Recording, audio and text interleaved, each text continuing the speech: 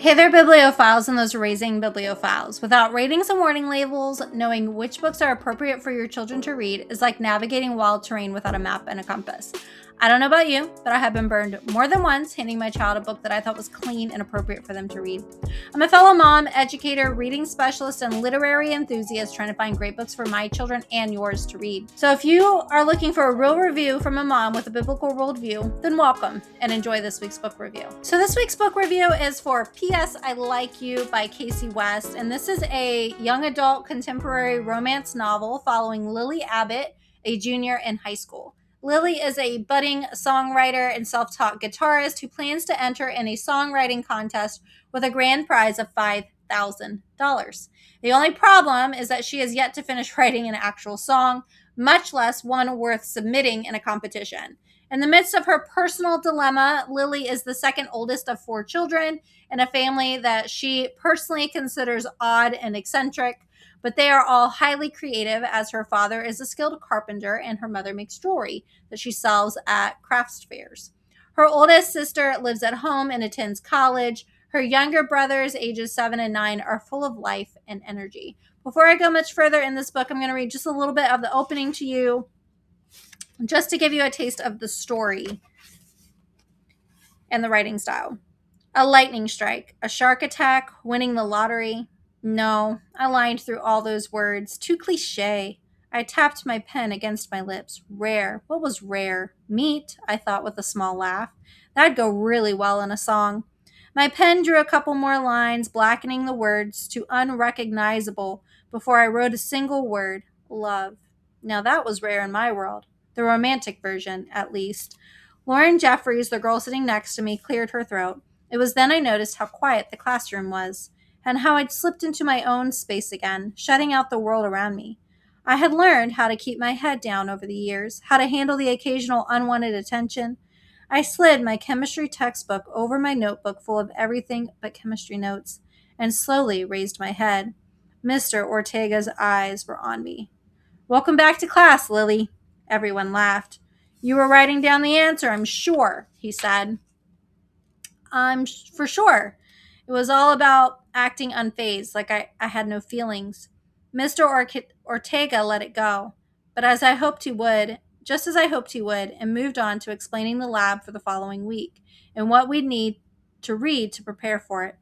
Since he'd let me off the hook so easily, I thought I'd be able to slip out unnoticed when class ended. But after the bell rang, he called out to me, Miss Abbott, give me 1 minute of your time. I tried to think of a good excuse to leave with the rest of class.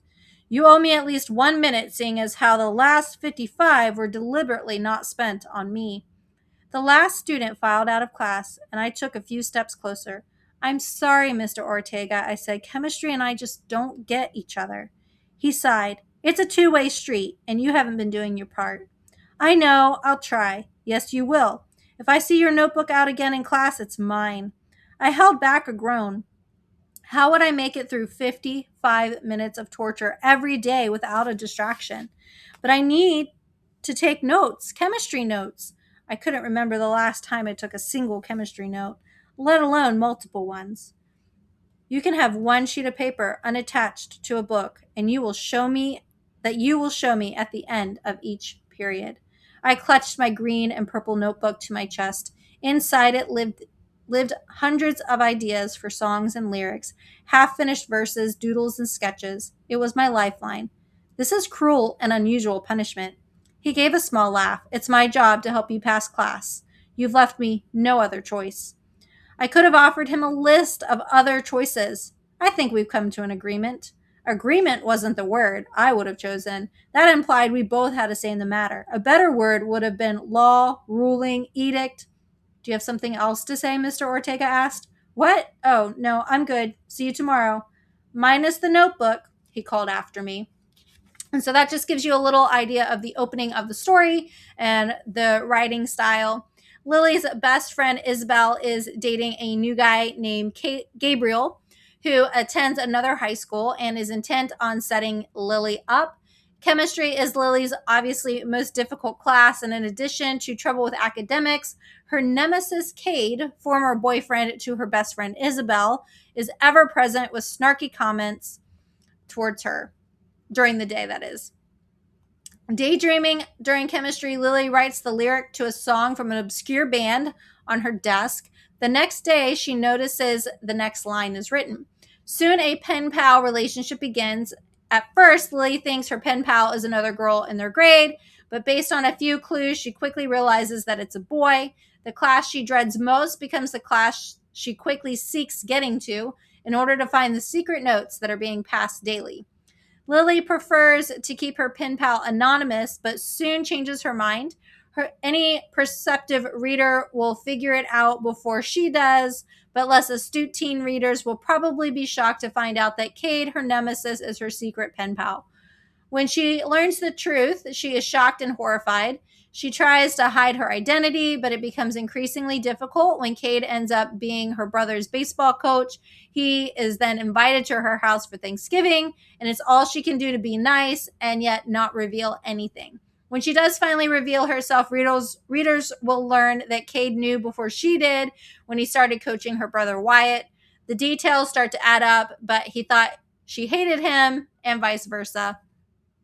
In the midst of the saga and discovering the secret pal, notes Lily is still trying to enter the music contest until she comes home and finds that her guitar has been irreparably broken by one of her brothers. Isabel and Lily get in a small fight over Cade, as Isabel used to date Cade. Lily also gets set up with this guy named David, which results in a few awkward encounters. She does get the courage, due to her anger, to finally ask Lucas, a senior, somebody she's kind of had a crush on, out. He willingly accepts, but later, in another excursion between them, she admits that she only asked him out because she was angry with somebody else. Teen readers looking for a romance story will find this to be a clean and fairly mild story. As expected, Lily and Cade do come together at the end, and there are a few romantic kisses between them, but nothing further than that, and the details are not graphic or overly sensual. Lastly, Sasha, a classmate who had a crush on Cade, does exact revenge on the both of them in front of the whole school. But what she meant to be an embarrassment ultimately turned to build Lily's confidence in her songwriting abilities. And so, though both of them were embarrassed and they had to work through that situation, in the end, Lily ends up entering the songwriting contest with the song that she wrote about Cade's life and his absent father. If you go to my website at holdingsteadfastreaders.com, you are going to see a few quotes, some other things that I thought worth mentioning. So definitely go to my website at holdingsteadfastreaders.com to get more of those specific details. Overall, this is very clean YA romance. There isn't any profanity, nothing sensual in the descriptions. While there are two instances towards the end where Cade is in Lily's room, the door is open, and there aren't any instances where they're trying to sneak away or hide. Not my genre by far, but of what I've read in this genre, I appreciate, at least in this particular book, Kassie West providing some options for YA readers who do like this genre and it's not overly sexualized or explicit.